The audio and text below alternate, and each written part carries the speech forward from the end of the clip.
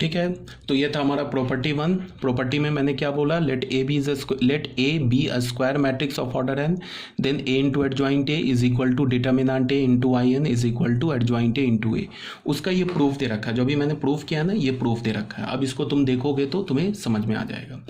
तो ये हमारा भी पेज क्लियर हो गया। ठीक है, अब ये वही सेम प्रूफ दे रखा है, यहाँ से यहाँ तक इंपॉर्टेंट है, मैंने यहाँ पे लिख रखा है। अब आ जाओ इसमें डिडक्शन में। डिडक्शन एक्चुअली क्या है, मैंने 2 डिडक्शन लिख रखा है। डिडक्शन 1 में क्या बोला, if A is a singular matrix, अगर हमारे पास ए सिंगुलर मैट्रिक्स है तो उसका डिटर्मिनेंट 0 होगा। तो इसी में क्या करो कि इस डिटर्मिनेंट ए को 0 कर दो, तो यहाँ पे क्या आ जाएगा, नल मैट्रिक्स। तो हमारे पास प्रॉपर्टी क्या हो जाएगा, A into adjoint A is equal to adjoint A into A is equal to null. ठीक है, तो भी हमें क्या मिला, a into adjoint A is equal to adjoint A into A equal ही मिला। कहने का क्या मतलब है कि हमारे पास कोई भी मैट्रिक्स हो, एनी स्क्वायर मैट्रिक्स ए हो, a into adjoint A is equal to adjoint A into A हमेशा इक्वल मिलेगा। ठीक है ऐसे ये प्रॉपर्टी, मतलब ये डिडक्शन कराने की जरूरत नहीं थी। क्यों नहीं जरूरत थी, बिकॉज जो हमने यहाँ पे प्रूफ किया है ना, यहाँ पे देखो बच्चे, जो हमने प्रूफ किया है ना इसको, ये जो हमने थ्योरम प्रूफ किया है, इसमें हमने कहीं भी यूज नहीं किया कि ए मैट्रिक्स है क्या, सिंगुलर मैट्रिक्स है, नॉन सिंगुलर मैट्रिक्स है, कहीं भी तो इसको यूज नहीं किया है। इसका मतलब क्या है कि ये जो प्रूफ है, this proof is valid for both singular matrix as well as non singular matrix. अगर मैं कहीं प्रूफ यूज करता ना, या मैं डिटर्मिनेंट ए से डिवाइड करता, तब जब डिवाइड करता तो मैं क्या बोलता कि ए हमारा क्या नॉन सिंगुलर है। अगर ए सिंगुलर हो जाता तब तो डिटर्मिनेंट ए से डिवाइड नहीं कर पाते, बिकॉज डिटर्मिनेंट ए से तब डिवाइड करते तब तो इसका क्या मतलब हो जाता, 0 से डिवाइड करना। तो हमने कोई डिवाइड तो नहीं किया ना डिटर्मिनेंट से। इस प्रॉपर्टी को प्रूफ करने के लिए हमने तो किसी डिटर्मिनेंट वैल्यू से नहीं डिवाइड किया है। ठीक है, तो इसको अलग एज ए डिडक्शन बनाने की जरूरत नहीं थी, फिर भी मैंने लिख दिया है, कंफ्यूज मत होना। बिकॉज जो इसका प्रूफ है, इसमें हमने कहीं भी एक मैट्रिक्स के सिंगुलरिटी एंड नॉन सिंगुलरिटी पे बेस्ड कोई भी प्रॉपर्टी यूज नहीं किया है। ठीक है ना, जैसे हमने क्या किया, ए मैट्रिक्स उठाया, कोई भी जनरल मैट्रिक्स उठाया और ये प्रूफ कर दिया, तो ये प्रूफ हो गया ना हर एक मैट्रिक्स के लिए, चाहे वो सिंगुलर हो चाहे वो नॉन सिंगुलर हो। ठीक है, मेरी बात समझ में आ रही होगी।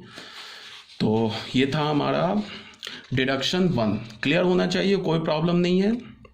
तो यही बात यहाँ पे लिखी हुई है, a into adjoint A is equal to adjoint A into A is equal to determinant of a into I n is valid for both singular as well as non singular matrix. ये singular matrix and non singular matrix दोनों के लिए valid है। ठीक है, बहुत बोल दिया। अब आ जाओ बच्चे पेज नंबर 105 पर। ये पेज नंबर 105 में क्या बोल रहा है, इस प्रॉपर्टी भी, ये बहुत इंपॉर्टेंट, बता तो रहा हूँ, जितने भी प्रॉपर्टीज बता रहा हूँ ये बहुत इंपॉर्टेंट प्रॉपर्टी है, इसको एकदम रट जाओ। प्रॉपर्टी रट जाओ, प्रूफ की कोई जरूरत नहीं है। यहाँ पे हमने सेकेंड प्रॉपर्टी में क्या बोला, ए हमारे पास एक नॉन सिंगुलर मैट्रिक्स है। अब देखो, इसको मैंने स्टार्टिंग में ही बोल दिया कि नॉन सिंगुलर मैट्रिक्स है। क्यों, क्योंकि जो मैं इस अभी प्रॉपर्टी को यूज करूंगा उसमें ये ए की नॉन सिंगुलरिटी यूज होगी। अगर ये सिंगुलर होगा तो फिर ये प्रॉपर्टी प्रूफ नहीं होगा।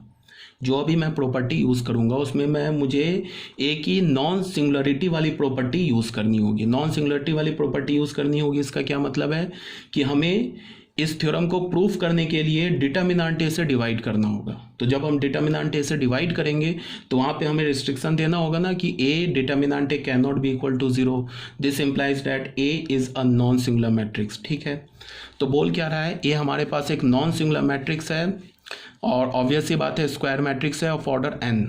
देन क्या बोला कि अगर ए नॉन सिंगुलर मैट्रिक्स है n ऑर्डर का, तो उस ए मैट्रिक्स का जो एडजॉइंट होगा उसका जो डिटर्मिनेंट होगा वो किसके इक्वल होगा, determinant of A to the power n-1। n क्या है, ऑर्डर ऑफ मैट्रिक्स ए। इस प्रॉपर्टी को तुम याद कैसे रखोगे वो बता दे रहा हूं। इस प्रॉपर्टी को तुम ऐसे याद रखोगे कि जब तुम एडजॉइंट ए में से एडजॉइंट हटाओगे ना तो क्या अंदर बचेगा, ये ए मैट्रिक्स बचेगा, इस पे पावर क्या आ जाएगा n-1, मतलब एक एडजॉइंट हटाने से डिटर्मिनेंट पर पावर n-1 आ जाएगा। इसका प्रूफ क्या है, प्रूफ बहुत सिंपल है। प्रूफ तुम ऐसे देख लो, अभी मैंने क्या बोला, ए इंटू एडजॉइंट ए ये किसके इक्वल है, determinant of A into I N के इक्वल है। अब यहाँ पे क्या है कि ये एक लेफ्ट हैंड साइड में मैट्रिक्स है, ए भी मैट्रिक्स है, एडजॉइंट ए भी मैट्रिक्स है, तो दो मैट्रिक्स को मल्टीप्लाई करोगे तो मैट्रिक्स मिलेगा। तो यहाँ भी एक मैट्रिक्स लिखा हुआ है, ये किस फॉर्म का लिखा हुआ है, ये के इंटू ए टाइप का लिखा हुआ है।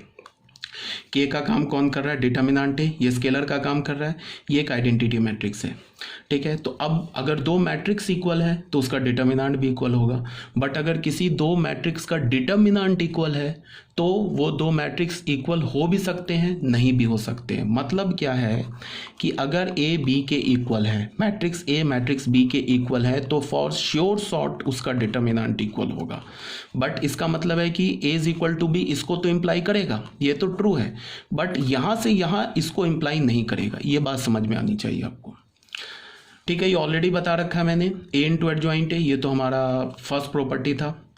अब मैंने क्या किया, दोनों साइड एडजॉइंट ले, ये डिटर्मिनेंट ले लिया, तो ए इंटू एडजॉइंट ए क्या मिल गया हमें, determinant of determinant A into I N, ठीक है। इसमें हमने कौन सी प्रॉपर्टी लगा दी, ये ए मैट्रिक्स का काम कर रहा है, ये बी मैट्रिक्स का काम कर रहा है, तो ए इंटू बी मैट्रिक्स का determinant is equal to determinant of A into determinant of B. तो यहाँ पे क्या हो गया, ये हो गया determinant of A into determinant of B, का मतलब डिटर्मिनेंट ऑफ एडजॉइंट ए। अब इसमें क्या लगेगा बच्चे, ये स्केलर के की तरह काम करे, जो डिटर्मिनेंट है ना ये के की तरह काम कर रहा है, तो ये क्या लिखा, के इंटू ए, ऐसे मैंने बताया ना, determinant of k into A, ये किसके इक्वल होगा, k to the power n into determinant of A. ये एन क्या है, ए मैट्रिक्स का ऑर्डर है, तो यहाँ पे के का काम क्या कर रहा है, डिटर्मिनेंट ए। तो अगर तुमने डिटर्मिनेंट ए को इस डिटर्मिनेंट से बाहर निकाला तो इस पर पावर क्या आ जाएगा, एन। क्यों आ जाएगा, बिकॉज ए मैट्रिक्स का ऑर्डर एन है। यहाँ क्या बच जाएगा, determinant of identity matrix. Clear है।